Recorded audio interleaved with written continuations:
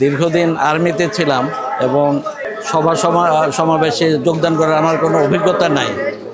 এর আগে আমার এলাকায় সমাবেশে অংশগ্রহণ করেছি ছোটোখাটো, কিন্তু এইরকম বিশাল সমাবেশ আমার এই জীবনে এই প্রথম। এবং আমার মনে হয় বাংলাদেশ প্রতিষ্ঠা হওয়ার পর থেকে জামাত ইসলামের ইতিহাসে সম্ভবত এটি হচ্ছে সবচেয়ে বড় ধরনের সমাবেশ।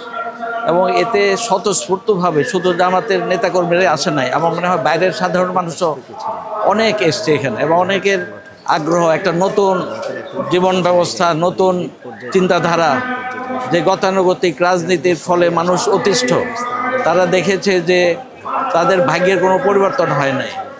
এবং কোরআন যেহেতু আল্লাহ দেওয়া বিধান, এটা ধর্ম নিরপেক্ষ, জাতি নিরপেক্ষ, কোনো গোষ্ঠী নিরপেক্ষ, সবার জন্য কল্যাণের কথা চিন্তা করে। এটা মুসলমানদের জন্য যেমন কোরআন কল্যাণের কথা চিন্তা করে, হিন্দু বৌদ্ধ সবাই এই কোরআনের নিয়ম মানার কারণে তারা উপকৃত হয়। এই জন্য এটা কোরআনের বাণী হচ্ছে আল্লাহর শাশ্বত বিধানের বাণী, এবং এই বাণী আমরা যদি গ্রহণ করি তাহলে সমস্ত জাতি উপকৃত হবে। এইটাই আমার মনে হয় মানুষের মধ্যে একটা আশার সঞ্চার করেছে।